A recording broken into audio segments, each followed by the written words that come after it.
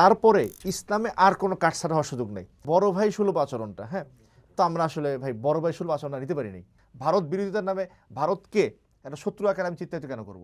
একজন কাফেরের সাথে আমার সম্পর্ক কি শত্রুতার? না, আমি বলি কাফের সাথে শত্রু হলো দাওয়াতের সম্পর্ক। আমি এখান থেকে কুফুরকে উৎখাত করব, কাফেরকে মেরে না। হ্যাঁ, বিএনপির এই দোষটা আছে, না আমি বলে ফেললাম। তারেক রহমান আসার পরে আশা করি একটু কমবে। যে এই সরকারের একটা রীতি আছে যে সে আল্লাহকেও সেজদা করে, দুর্গারও পূজা দেয়।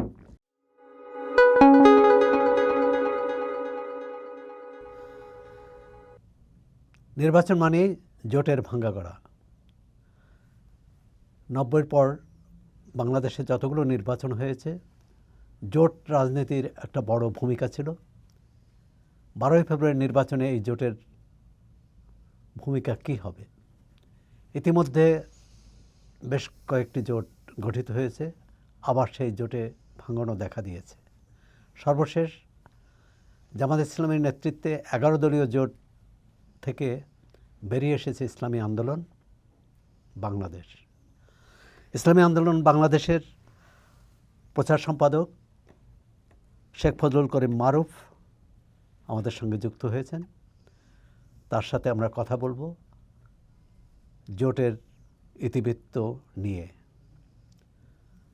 এবং তাদের নির্বাচনী কৌশল কেমন হবে, যেহেতু তারা জোটের রাজনীতি থেকে বেরিয়ে এসেছেন। শেখ ফজলুল করিম মারুফ, আপনাকে স্বাগত চর্চায়। আপনাকেও স্বাগতম, আমাকে আমন্ত্রণ জানানোর জন্য এবং কথা বলার সুযোগ দেওয়ার জন্য। আপনারা প্রথমে সরাসরি যদি প্রশ্ন করি, আপনারা 11 দলীয় জোট থেকে বেরিয়ে এলেন না আপনাদের বের করে দেওয়া হলো? আলহামদুলিল্লাহ, শুরুতে হলো যে আপনি ভূমিকায় বলছেন যে জামাতের নেতৃত্বে একটা জোট। আমি বলবো যে আসলে তা না। একথা আমি বারংবার বলছি, আবারও বলি, একটা সমঝোতা ছিল এবং এই সমঝোতা কেউ নেতৃত্বে ছিল না। এবং এই যে আইডিয়াটা যে ইসলামপন্থীদের একটা একক বাক্স থাকবে, এই আইডিয়াটা মূলত হলো চরমনাই পীর সাহেবের, আমাদের আমিরের।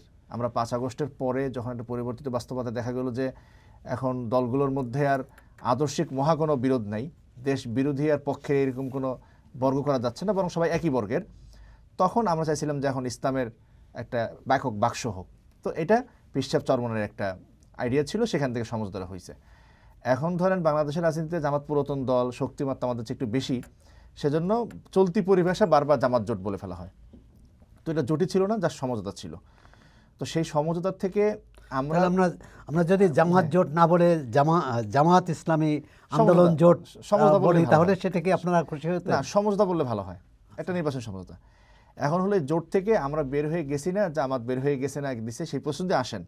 তাহলে আমি একটু সময় নিয়ে বলি যে আমাদের জোটটা মূলত ছিল হলো ইসলাম কেন্দ্রিক, ইসলামকে প্রতিষ্ঠা করার জন্য, ইসলামের যে রাজনৈতিক যে প্রপোজালগুলো আছে সেটাকে প্রতিষ্ঠা করার জন্য জোটটা ছিল বা সমঝোতা ছিল।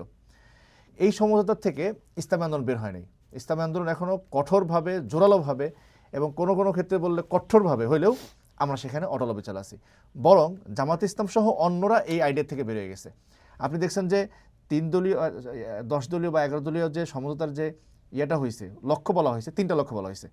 একটা হলো যে একসাথে নির্বাচন করবে, 2 নম্বর লক্ষ্য হলো জুলাই সনদের স্পিরিটকে ধারণ করবে, 3 নম্বর লক্ষ্য হলো আর এরকম একটা লক্ষ্য। তো একটার মধ্যেও আগামীর দেশ গঠনে সবাই একসাথে কাজ করবে, কিছু একটার মধ্যে ইসলাম নাই। তো আমাদের যেটা গঠিত হয়েছিল সমঝোতাটা ইসলাম কেন্দ্রিক, সেটা তো ওনারা এখান থেকে বেরোয় গেছে। বরং আমরাই ইসলামের পক্ষে ওই যে আদর্শ, ওই যে বক্তব্য নিয়েছিলাম, সেখানে আমরা এখন অটল চলে আসি। এখন আমাদের আপনারা বলতে চান যে ইসলামী জামাত ইসলামী সহ যে ধর্মভিত্তিক দলগুলো ওই জোটে আছে এখনো, তারা ইসলাম থেকে বেরিয়ে গেছে? না, মানে আমাদের ওই যে আদর্শটা ছিল, যেটা নিয়ে জোটটা হয়েছিল, সমঝোতা হয়েছিল, ওখান থেকে তারা বেরিয়ে গেছে। আমরা এখনো সেই একই জায়গাতে। আপনারা ইসলামের আদর্শ ধরে রেখেছেন, তারা ইসলামের আদর্শ থেকে বেরিয়ে গেছে? আসলে ইসলামের এরকম আসলে সাদা কালো বলা একটু কঠিন।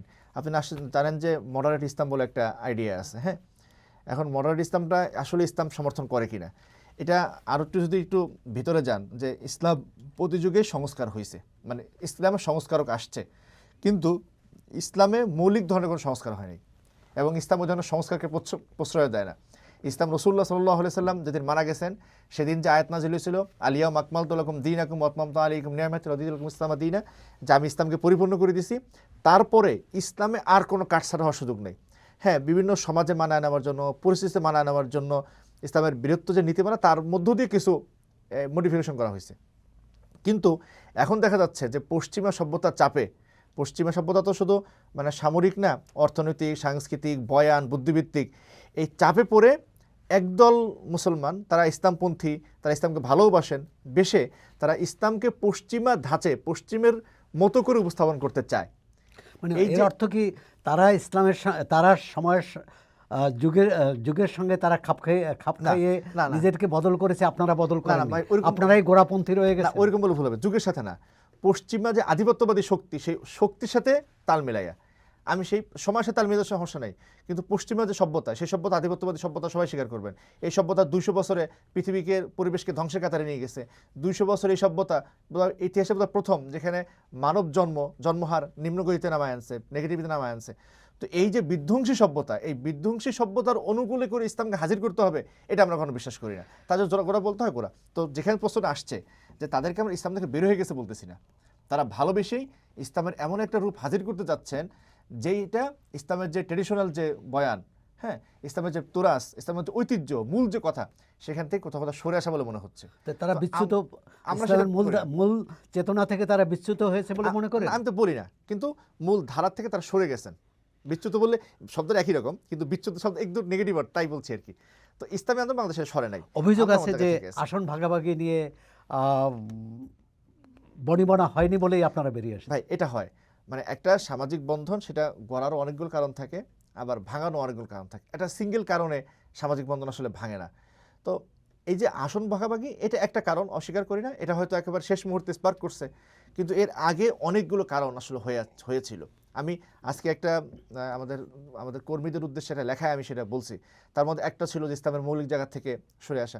কারণ দেখেন, এই সভ্যতায়, এই সময়কালে ইসলামী শরিয়ার কথা বলার কারণে সারা বিশ্বে হাজার হাজার মুসলমান নানাভাবে নিপীড়িত হয়েছে, অনেককে শহীদ করে ফেলা হয়েছে। তারপরে একটা দল থাকবে যারা শরিয়ার প্রাধান্যকে স্বীকার করবে। তো এই জোটের মধ্যে শরিয়ার প্রাধান্যটাকে সরায় ফেলা হয়েছে, নীতি আদর্শ থেকে ইসলামকে সরায় ফেলা হয়েছে, সেটা একটা কারণ ছিল। দ্বিতীয় একটা কারণ আমরা বারংবার বলছি যে রাজনৈতিক অস্বচ্ছতা। আমি গতকালকে আপনার সাথে টক শোতে ছিলাম, সেখানে আমি কথাটা বলছি যে আমরা পুরাতন বন্দোবস্তের বিরুদ্ধে আমরা নতুন একটা বন্দোবস্ত দাঁড় করাতে চাইছি। তো পুরাতন বন্দোবস্তের ভালো দল বিএনপি, তাদের সাথে যদি আমাদের এই বন্দোবস্তের এই লড়াইয়ের একজন সারথি সে গিয়ে বলে আসে যে আপনাদের সাথে আমরা জাতীয় সরকার করতে চাই, আপনাদের পাটাতন আমরা রাখতে চাই, সেটা এক ধরনের সমস্যা তৈরি করে। বিদেশিদের সাথে যাতে কথাবার্তাগুলো হচ্ছে, কি কথাবার্তা, হাই হ্যালো করে না, এসে আপনার রাষ্ট্র কী করে চালাবে এসব তো আলাপ তো করে। তো সেইখানে কি বলছি, সমঝোতার বাকি দলগুলোর বক্তব্য কি, এটা একটা সমন্বয় হওয়ার কথা ছিল, সেগুলো হয় নাই। আসন ভাগাভাগি একটা ব্যাপার ছিল। আমরা যে আসনগুলো চাইছি সেটা 50, 60, 100 হওয়া জরুরি না। আমরা যে জিততে পারবো সেগুলোতে আসন দেওয়ার কথা। আমাদের লিয়াজো কমিটি যারা ছিল, যুগ্ম মহাসচিবরা, তারা গিয়ে বলছেন ঠিক আছে আমরা পঞ্চগড় 1, ওটা আসন নম্বর 1, এখান থেকে আমরা শুরু করি। তারা এখান থেকে শুরু করবেন না, তারা শুরু করছেন যে বরিশাল বিভাগ থেকে। এবারে 3টা বিভাগ করা হয়েছে, এরপরে আর বৈঠক করা যায় না। এক সপ্তাহ পরে আবার বৈঠক করা হয়েছে, তারপর অনেক আসন দিয়ে দেওয়া হয়েছে। তো আসন দিয়ে দেওয়া তো বিষয় না। তো এই আসন সমস্ত নিয়ে এক ধরনের টানাপোড়েন, অবিশ্বাস এটা তৈরি হয়েছে। তো সবগুলো মিলাইয়া দেখা গেছে যে আমি ভালো কোনো আসনও পাচ্ছি না। ভালো আসন পাইলে হয়তো কি যে ওদের নীতি আদর্শ যাই থাকুক না কেন, এই সমস্যা যদি আমি বেশি আসন পাই, তাইলে নির্বাচনের পরে লিডিং পাওয়ারটা আমার হাতে থাকবে বা বার্গেনিং পাওয়ারটা আমার বেশি থাকবে। তাই যদি হয় তাহলে আমি আমার আদর্শটা বাস্তবায়ন করতে পারবো। সেটাও হচ্ছে না, নীতি আদর্শ তো গোল্লায় যাচ্ছে।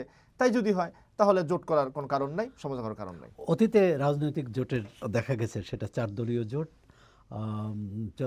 15 দলীয় জোট অথবা 14 দলীয় জোট, সব ক্ষেত্রে দেখা যাচ্ছে বড় দলের একটা প্রাধান্য থাকে, কর্তৃত্ব থাকে, আধিপত্য থাকে।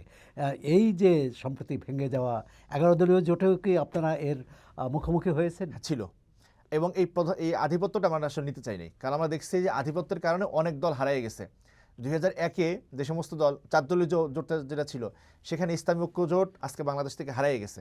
হ্যাঁ, বিএনপির সাথে আন্দোলন করছে নূর ভাইয়ের মতো একটা দল, এটা প্রায় গেছে, ধরেন আরও কয়েক দল যেন বিলীন হয়ে গেছে। তো এই আধিপত্যবাদী মনোভাব যেটা বড় দলগুলোর, সেটা ইসলামী আন্দোলন মেনে নিতে চায়নি। কারণ আমরা দীর্ঘ মেয়াদে রাজনীতি করতে আসছি, দীর্ঘ মেয়াদে আজকে দলের বয়স 35-36 হয়ে যাচ্ছে, আমরা একটা আসনও পাই নাই। আর তো এটা তো আমরা ত্যাগ করে আসছি শুধুমাত্র নিজস্ব একটা বলয় তৈরি করার জন্য, বাংলাদেশের তৃতীয় একটা ধারা তৈরি করার জন্য, বস্তুবাদী রাজনীতি যেটা এই দ্বিদলীয় রাজনীতি ভাঙার জন্য আমরা সেটা চাইছি। তো এখন এসে আমরা আরেকটা দলের সাথে তাদের আধিপত্য মেনে নিয়ে বিলীন হয়ে যাব, বিলীনের সম্ভাবনা তৈরি হবে, এটা আসলে আমরা চাইনি। এটাও একটা কারণ। জোট অক্ষুণ্ণ থাকলে হয়তো আপনারা 50, 60 বা কাছাকাছি আসনে প্রতিদ্বন্দ্বিতা করতেন। এখন 268 আসনে আপনাদের প্রতিদ্বন্দ্বিতা করতে হবে। অর্থ যোগাবে কে? আমাদের অর্থ যোগানটা এটা একেবারেই হলো মানুষের থেকে আসা। আমি আজকে অনেয়ারই বলি, এর আগে আমার বারংবার বলছি, আমাদের 1 লাখ টাকা ডোনেশন দেয় মাসে, এরকম কোনো ডোনার আমাদের নাই। আমাদের সব হলো 10 টাকা, 20 টাকা, 50 টাকা, 60 টাকা, এরকম করে করে করে আমরা ফান্ড কালেকশন করি। সেই কালেকশন দিয়ে আমরা আসলে সংগঠনটা চালাই। আপনি জানেন যে আমরা 2018-তে আমরা 200-300 আসনে প্রার্থী দিতেছিলাম, একটা বাতিল হয়েছিল, আর একটা প্রার্থী মারা গেছিল। 298টা আমরা ইলেকশন করছি। এইভাবে একেবারে জনমানুষের টাকা দিয়ে আমরা রাজনীতিটা করছি। জনমানুষের টাকা দিয়ে রাজনীতি করলে হয় কি, যে টাকা দেয় তার তো একটা দায়বদ্ধতা তৈরি হয়। আমি যদি একটা বড় ব্যবসায়ী গোষ্ঠীর টাকা নেই, তখন ব্যবসায়ী গোষ্ঠী আমার উপরে এক ধরনের চাপ প্রয়োগ করবে, মানসিক চাপ প্রয়োগ করবে। আর আমি যদি টাকা যদি নিজ থেকে নেই, তাহলে নিজ থেকে একটা মানসিক চাপ প্রয়োগ করবে। তো আমি চাইছি যে আমি মানুষের কাছে দায়বদ্ধ থাকতে চাই, সেটা তো নীতিগতভাবে এবং বৈষয়িক কারণে, যে আমি তার থেকে টাকা এনে ইলেকশন করছি, তাকে আমি জবাবদিহি করতে হবে। আপনি বলছিলেন জনগণের কাছ থেকে আপনারা ক্ষুদ্র পরিসরে চাঁদা তুলবেন, জনগণ স্বেচ্ছায় আপনাদের উপর আপনাদেরকে চাঁদা দেবে। কিন্তু যে কোনো নির্বাচনেই আমরা দেখি যে বড় ছোট সব দলের প্রার্থীরাই বা সব দল ব্যবসায়ী গোষ্ঠীর কাছ থেকে চাঁদা নেন। আপনারা কোনো ব্যবসায়ী গোষ্ঠী থেকে চাঁদা নিচ্ছেন না? না, আমরা কোনো ব্যবসায়ী গোষ্ঠী থেকে নেই না। এটা একেবারে সুনির্দিষ্ট চিন্তা করেই। কারণ আমি যখন ব্যবসায়িক গোষ্ঠী আমাকে চাঁদা দেবে, সে এটা কেন দিবে? সে এটা বিনিয়োগ আকারে দেবে। বিনিয়োগটা কি? আমরা ক্ষমতায় গেলে তাকে নানা ধরনের ব্যবসায়িক সুযোগ সুবিধা দিতে হবে। আপনি জানেন যে বিগত 50 বছরে বাংলাদেশ ভালো আগাইছে, যা আগাইছে সেখানে ব্যবসায়ীদের অবদান আছে। কিন্তু বাংলাদেশের মানুষ যে দ্রব্যমূল্য নিয়ে যে এটা ভোগান্তিটা ভোগে, তার কারণ কিন্তু ব্যবসায়ীরা। এটা হয় কি, ব্যবসায়ীদের সাথে সরকারের এক ধরনের একটা প্যাট্রন ক্লায়েন্ট সম্পর্ক চলে আসে। সরকার ব্যবসায়ীদের দেখে, ব্যবসায়ী সরকার চাঁদা দেয়। এই যে প্র্যাকটিসটা, এটা রাজনীতিটাকে জনগণের রাজনীতি থেকে উঠায় এনে ব্যবসায়িক স্বার্থের রাজনীতিতে পরিণত করছে। এই যে 11 দলীয় জোট বা এখন 10 দলীয় জোট, এই যে জোট ভাঙ্গায় আপনার জোটের যে তখন যে প্রধান প্রতিদ্বন্দ্বী ছিল বিএনপি, এই জোট ভেঙে আপনারা বিএনপিকে লাভবান করছেন? না, আমরা কাউকে লাভবান করছি না। তবে সব কিছুরই তো একটা প্রতিক্রিয়া আছে, প্রতিক্রিয়াতে সমান প্রতিক্রিয়া হয়। মানুষ মারা গেলেও তো মানে এক ধরনের একটা উপকার আছে না? তো আমরা আমাদের রাজনৈতিক পথ আমরা বেছে নিয়েছি। তাদের যদি বিএনপি উপকৃত হবে, এবং এখানে যদি জামাত ইসলাম মনে করে যে তাদের প্রতিদ্বন্দ্বী শক্তিশালী হয়ে গেল, তাহলে দায়টা তাদেরকেও নিতে হবে। সমস্যাটা কেন টিকলো না, আমরা যে অভিযোগগুলো করছি সেটা তো আগেও আমরা আলোচনা করছি, তখন তারা সমাধান করতো, সমাধান করে নাই। এখন আমরা কি করলে কে উপকৃত হবে তাতে আমরা খুব বেশি এটা নিয়ে চিন্তা হচ্ছে আপনার মধ্যে জোট ভাঙ্গার দায় আপনাদের না? না, একেবারে আমাদের না। জামাত ইসলামের মানে জামাত যারা সেই সিদ্ধান্তগুলো নিচ্ছেন তাদের, যারা এই প্রেক্ষিতগুলো তৈরি করছেন, যারা কারণগুলো তৈরি করছেন তাদের। এই জোটে যে ইসলাম ভিত্তিক দলের বাইরের 3টি দলকে নেওয়া হয়েছে, সেটাকে আপনাদের সঙ্গে পরামর্শ করা হয়েছে? না, এটা আমাদের পরামর্শ করে না হয়নি। এটা আমাদের একটা বড় আপত্তির জায়গা ছিল যে হ্যাঁ, আমাদের শুরুতে ছিল যে ইসলাম এবং দেশপ্রেমিক, সেখানে অন্য কোনো দল আসতে পারতো না। নাই, এনসিপি আসছে বলে আমরা কোনো মনোক্ষুণ্ণ না, বরং এনসিপিকে আমরা আনতেও চাইছিলাম আগে। কিন্তু এই যে আসার যে প্রসেসটা, আসার যে ওয়েটা, এটা আসলে সুন্দর ছিল না। আমাদের কথা ছিল যে ভাই আমরা একটা খোলা মনে পারস্পরিক আলোচনা করে কে আসবে কে যাবে যা কিছু হবে আলোচনা করে সিদ্ধান্ত। তার মানে আপনাদের উপর সিদ্ধান্ত চাপিয়ে দেওয়া হয়েছিল এক ধরনের বড় ভাই সুলভ আচরণটা। হ্যাঁ, তো আমরা আসলে ভাই বড় ভাই সুলভ আচরণটা নিতে পারিনি। আমরা ইসলামাবাদ বাংলাদেশ সারা জীবনই মানে স্বাধীনভাবে রাজনীতি করছি, সবার সাথে খোলামো রাজনীতি করছি। খোলামো রাজনীতি করে আমি ভাই নিচেও বসে বলতে পারি, কিন্তু আমাকে কেউ খবরদারি করে নিচে বসাবে এটা আমরা আসলে। এই জোট গঠনের আগে বিএনপির পক্ষ থেকেও আপনাদের কাছে প্রতিনিধি গিয়েছিলেন এবং তারা আপনাদের জোটে অংশ নিতে বলেছিলেন। এখন জোট ভাঙার পর নতুন কোনো চিন্তাভাবনা আছে কিনা? না, ওই সময় জোটে অংশ নেওয়া না, তখন তো একেবারে প্রাথমিক অবস্থায় মির্জা ফখরুল ইসলাম সাহেব আসছিলেন। ওইখানে মূল প্রতিপাদ্য যেটা ছিল যে জুলাইয়ের শক্তি, পক্ষের শক্তির মধ্যে পরস্পর যেন বিভেদ সৃষ্টি না হয় বোঝালোভাবে, ওইটা তিনি বলতে চাইছিলেন। আর কয়েকটা নীতিগত জায়গায় তিনি একমত হয়েছিলেন, সেটা এখন আমরা আছি ওই একমতে। এটা হলো বিচার, এটা হলো সংস্কার, যদিও পরে সংস্কারের ক্ষেত্রে কোনো কোনো জায়গায় নোট অফ ডিসেন্ট দিয়ে রাখছেন। এরপর একটা হলো যে ভারতীয় আধিপত্যবাদের বিরুদ্ধে থাকা, এটা আসলে এখানে ভারতীয় আধিপত্য ভারত বিরুদ্ধে আমরা না বুঝি সেটা, এবং কোরআন সুন্নাহ বিরোধী আইন না করা, এই জায়গাগুলোতে মোটামুটি একমত ছিলাম আমরা। তো এখন সেটাতে একমত আছি। ফলে বৃহত্তর অর্থে যে চিন্তাগত যে জায়গাটা, সেখানে একমত আছি। কিন্তু নির্বাচনী জোটে জামাত বিএনপির সাথে আমাদের এখন আর অন্তর্ভুক্ত হওয়ার সুযোগও নাই, আমরাও আর সেটা নিয়ে চিন্তাও করতেছি না, আমি সেটা প্রত্যাশা করি না। অতীতে মানে রাজনৈতিক নীতি কৌশলে অনেক সময় আপনাদের নীতি কৌশল আওয়ামী লীগকে সহায়তা করেছে বলে অভিযোগ আছে। তো সুতরাং এই যে জোট থেকে আপনার বেরিয়ে আসলেন, এটিকে আওয়ামী লীগকে কোনো সুবিধা দেবে বলে মনে না, করেন? আমাদের নীতিকৌশল কখনোই আওয়ামী লীগকে সুবিধা এখন যখন যেটা হচ্ছে যে আমরা জামাত থেকে বা ওই জমাত বেরিয়ে আসছি, এখন বিএনপি এক ধরনের উপকৃত হবে। হ্যাঁ, তার মানে কি আমরা বিএনপিকে এই সুবিধাটা দেওয়ার জন্য বের হয়েছি? সেটা যেমন না, তখন একই অবস্থা ছিল। আমরা তখনকার অবস্থাটা একটু মনে রাখেন যে 2001-এর আগ পর্যন্ত আমরা সবসময় ঐক্যজোটের সাথে ছিলাম, ইসলাম ঐক্যজোটের সাথে। একের নির্বাচনটা আমরা জাতীয় পার্টির সাথে মিলে করলাম, তখনকার জাতীয় পার্টি, এখনকার জাতীয় পার্টি না। এরপরে 2008-এর নির্বাচন থেকে আমরা আলাদা করে নির্বাচন করা শুরু করলাম। তখন আমরা দেখলাম যে বাংলাদেশে মার্কা বলতে নৌকা আর ধান, এর বাইরে মানুষ আর কোনো রাজনীতি চিন্তা আছে নিতেই পারে না। তো আমাদের প্ল্যান ছিল যে আমার দলটাকে গোছানো এবং মার্কাটাকে পরিচিত করা। এটা করার জন্য আমরা দুই যে বলয়, পরস্পর বিনাশী দুইটা বলয়, বিএনপি এবং আওয়ামী লীগ, আমরা এই দুই বলয়ের কোথাও যাইনি। যেহেতু আমরা বিএনপি বলয়ে ঢুকি নাই, আওয়ামী বলয় আমাদেরকে চিন্তা করছে যে এদেরকে খালি খালি ঘাটাইয়া এদেরকে বিএনপি বলয়ে ঢুকাই দেওয়ার কাজ কি। ফলে তারাও আমাদেরকে বাফার জোন বলার জায়গা আছে না, যেখানে কেউ কোনো ইয়ে করে না। তো আমরা এরকম একটা সুযোগ নিয়েছিলাম, তাতে কখনো আমরা আওয়ামী লীগ থেকে এক কাপ চা খাইছি সুবিধা নেওয়ার জন্য, এটা প্রমাণিত কিছু করতে পারে। এখন তো অনেক যুগ, আওয়ামী লীগের যুগ, সব কিছু ফাঁস হয়ে যাচ্ছে। এখন কেউ ফাঁস করুক যে ইসলামের বাংলাদেশ কোথাও গিয়ে আওয়ামী লীগের এক কাপ চা খাইছে। এমনকি আমরা 18 নির্বাচনের আগে সবাই মিলে গিয়ে শেখ হাসিনার কাছে গিয়ে পিঠাপুলি খেয়ে আসছে, আমরা পিঠাপুলি খেতে যাইনি। আমাদের ইসলামপন্থী অনেকেই বা ওলামা ইকরামের অনেকেই আওয়ামী লীগের সাথে বাঁচা মরার লড়াইয়ে অনেক সময় অনেক কিছু করছেন, সেটা দোষের না, কিন্তু সেই নির্দোষ কাজটা আমরা করিনি। আমরা এতটা দূরত্ব আমরা বজায় রাখছি, কারণ আমাদের মূল টার্গেট ছিল যে আমার দলটাকে দাঁড় করানো। এখন এটা যদি হয় যে বিএনপির সাথে নাই বলে আওয়ামী লীগের পক্ষে, তাহলে তো আওয়ামী লীগের ওই থিওরি সত্য যে সাথে থাকলে সঙ্গী, না থাকলে জঙ্গি। তো এটা তো আসলে থিওরি না, মাঝামাঝির জায়গা হতে পারে, আমরা সেই জায়গাটা নিয়েছিলাম। এটাই ভারতের প্রতি আপনাদের দৃষ্টিভঙ্গি এবং জামাত ইসলামী বা অন্যান্য ইসলামী দলের দৃষ্টিভঙ্গির মধ্যে পার্থক্য আছে।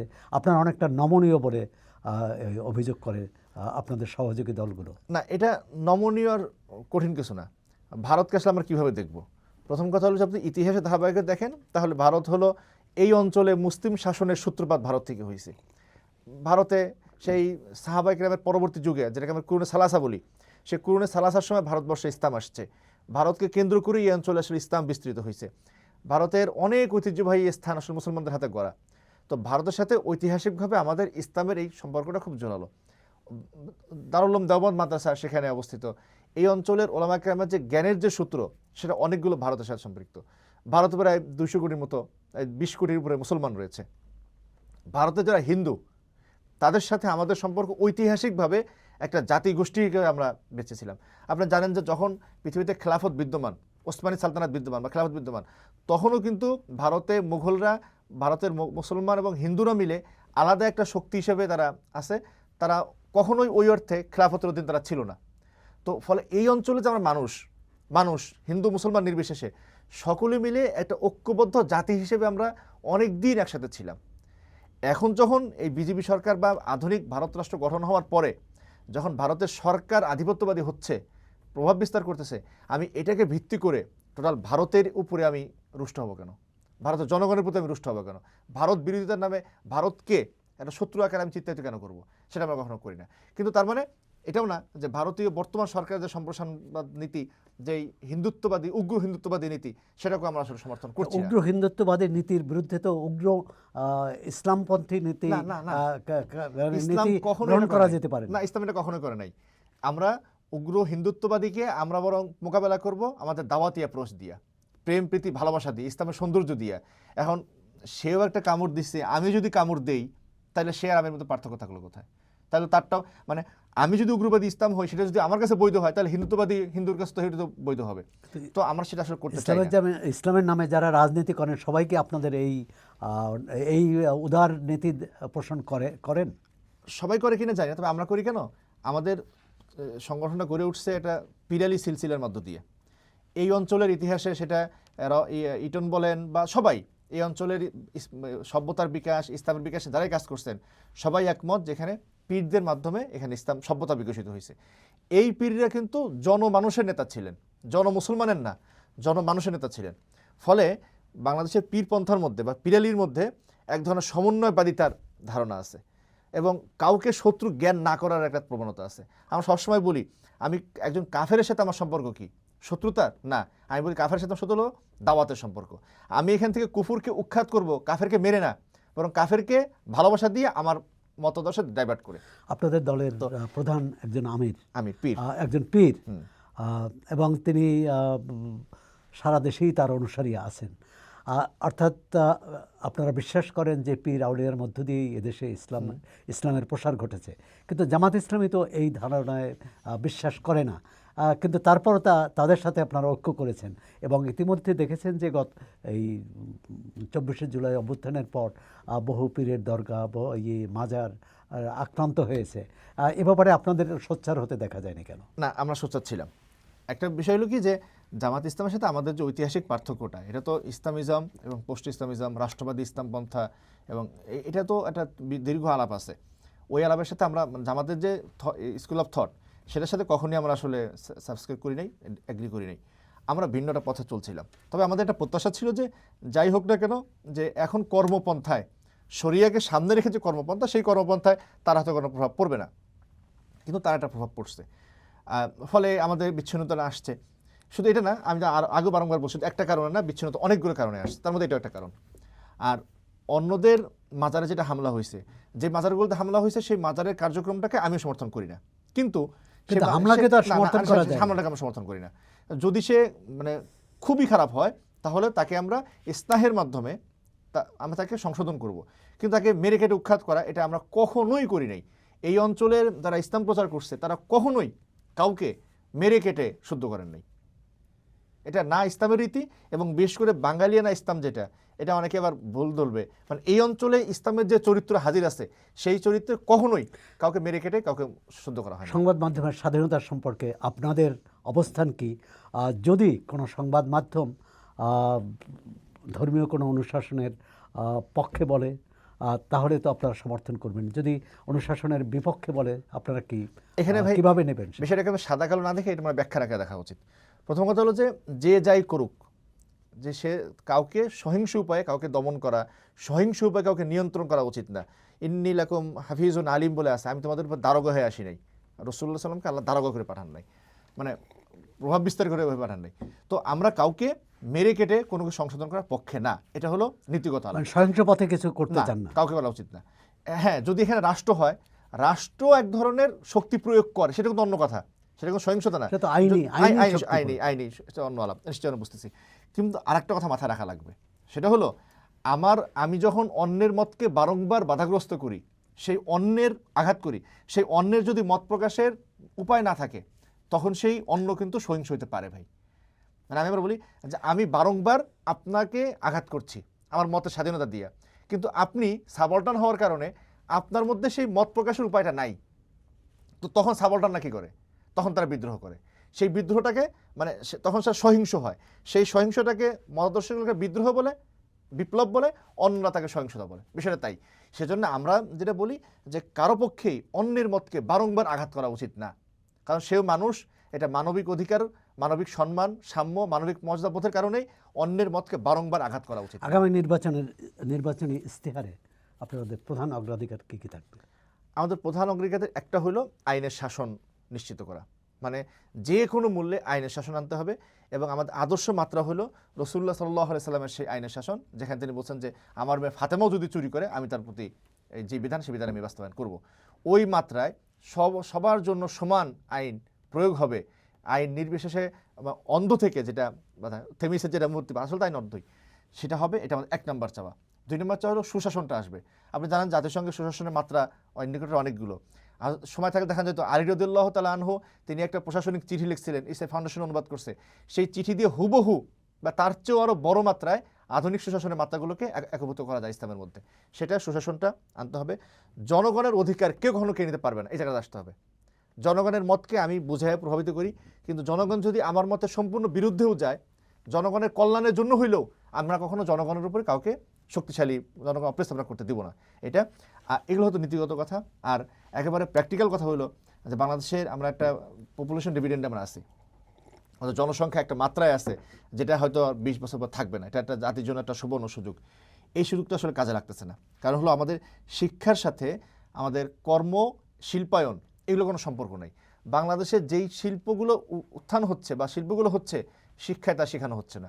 আবার শিক্ষাটা শিখায়, ফলে আমাদের বাংলাদেশে উচ্চশিক্ষার জন্য অনেক বাইরের থেকে চাকরির জন্য আসছে। আপনাকে কর্মমুখী শিক্ষার উপর গুরুত্ব দেবেন? দুইটা, একটা হলো কর্মমুখী শিক্ষা, এবং আমাদের যেই শিক্ষা দিচ্ছি সেই শিল্পায়ন হওয়া, যে ধরনের শিল্পায়ন হচ্ছে সে ধরনের শিক্ষা হওয়া, এবং শিক্ষার মধ্যে নৈতিকতাটা আনা, এটা লাগবে।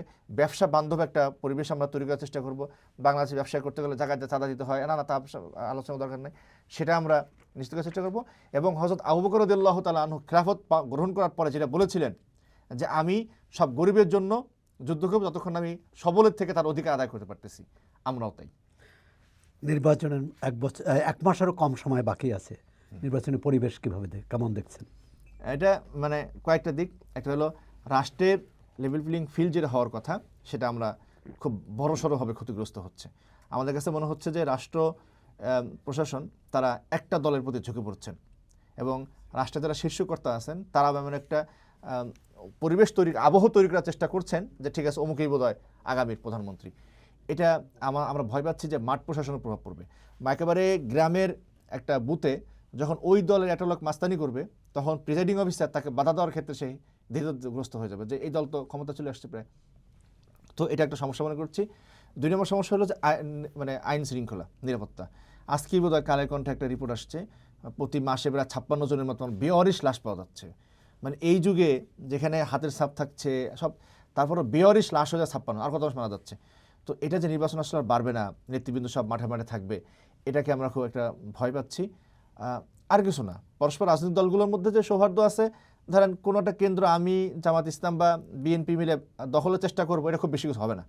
কিন্তু এই দুইটা রাষ্ট্র একটা ভাইব দেওয়ার চেষ্টা করতেছে। আপনি এত আশাবাদী হলেন কিভাবে যে কেউ কেন্দ্র দখল করতে চাইবে না? আমার মনে হয় কি যে গত 17টা বছর আমরা যারা এখন আছি, এরা এই পরিমাণ প্রেশারের মধ্যে দিয়ে গেছি, মানে এরা আবার চাইবো না যে নতুন করে দুঃশাসন আসুক, মানুষ এরকম চায় না। কিন্তু 24শে জুলাইয়ের অভ্যুত্থানের পর বাস্তবে যে অবস্থা দেখেছেন, চাঁদাবাজি, দখলবাজি, আর সেটা তো কমে নাই, বরং বেড়েছে বা বন্ধ হয়নি। হ্যাঁ, বিএনপির এই দোষটা আছে, না আমি বলে ফেললাম।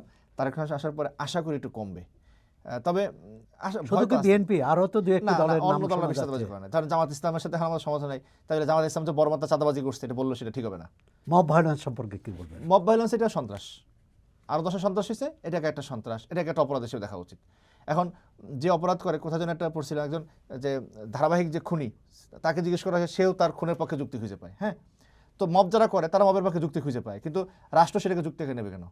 রাষ্ট্র সেটাকে দমন করবে। আপনি কি মনে করেন যে সরকার নমনীয় এই মব ভায়োলেন্স? আমি এক্ষেত্রে সেদিন একটা টকশোতে বলছিলাম যে এই সরকারের একটা রীতি আছে যে সে আল্লাহকেও সেজদা করে, দুর্গারেও পূজা দেয়। এটা একটা মানে মোটিভ, মানে স্টাইলে সরকারের আছে। মানে সে যারা মব করে তাদেরকেও কিছু কয় না, আবার মবের বিরুদ্ধে থাকে। যেমন ধরুন প্রথম আলো ডেইলি স্টার যেদিন হইলো, আগুন পড়িল, মতিউর রহমান সাহেব বোধহয় বলছিলেন যে আমার সাথে অনেকক্ষণ উপদেষ্টারা কানেক্টেড ছিলেন। হ্যাঁ ভাই, আমার ঘর পুড়তেছে, তখন আপনি আমার সাথে ফোনে আমার আহাউহু করার দরকার নাই তো, আপনার ঘর পুরো ঠেকান, আপনার ক্ষমতা আছে।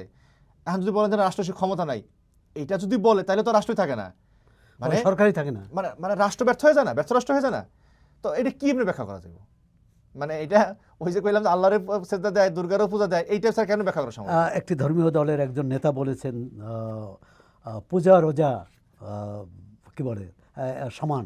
এটা এটা এটা এটা উনি হয়তো মানে আমাদের মধ্যে কোনো বৈষম্য নাই এই অর্থে বুঝাইতে চাইছেন। আমি তার নিয়তের উপরে হামলা করি না, তার নিয়তটা শুদ্ধ, কিন্তু বলাটা ভুল ছিল নিঃসন্দেহে। কারণ আমার রোজা আমার কাছে যে পরিমাণ বরকতময়, তার পূজা তার জন্য, মানে আর রোজার পূজা মিলাইলেও রোজারও অসম্মান করা হয়, পূজারও অসম্মান করা হয়। আপনারা 268টি আসনে প্রতিদ্বন্দ্বিতা করছেন, বাকি 32টা না কত থাকে আর কি, বাকি 32টা আসন আপনাদের সিদ্ধান্ত কি হবে? এটা নীতি কি হবে? আমাদের দলীয় মুখপাত্র স্পষ্ট করে বলেছেন যে ওই আসনগুলোতে বিচার বিশ্লেষণ করে যাকে আদর্শিক এবং যোগ্যতার ভিত্তিতে যাকে ভালো মনে হবে তাকে আমরা সমর্থন দেব। এখনো কোনো দলের সঙ্গে আপনাদের অলিখিত বা অনানুষ্ঠানিক সমঝোতার কোনো সম্ভাবনা আছে কি? আমাদের কোনোদিন কারো সাথেই অলিখিত আড়ালে কোনো সমঝোতা ছিল না। আমরা যা বলি প্রকাশ্যে, বিরোধিতা করি প্রকাশ্যে, আবার কারোর সাথে যদি মিলমিশ করি তাও প্রকাশ্যে করি। কখনোই আমরা আড়ালে কিছু করিনি, ওই সোকল রাজনীতি এটা কখনোই করিনি ভাই। শেখ ফজলুল করিম মারুফ, আপনাকে ধন্যবাদ চর্চাকে সময় দেওয়ার জন্যে। আর আপনাকে ধন্যবাদ, আপনি একজন বাংলাদেশের বর্ষিয়ান সাংবাদিক, আপনার সাথে এতক্ষণ কথা বলার সুযোগ পাওয়ার জন্য আমি নিজে গর্ববোধ করছি, এবং আসলে আপনাকে আন্তরিকভাবে ধন্যবাদ জানাচ্ছি, চর্চা টিমকেও। এতক্ষণ আমরা কথা বললাম ইসলামী আন্দোলন বাংলাদেশের প্রচার সম্পাদক শেখ ফজলুল করিম মারুফের সঙ্গে। আপনারা চর্চার সঙ্গে থাকুন, চর্চা দেখুন, চর্চা পড়ুন।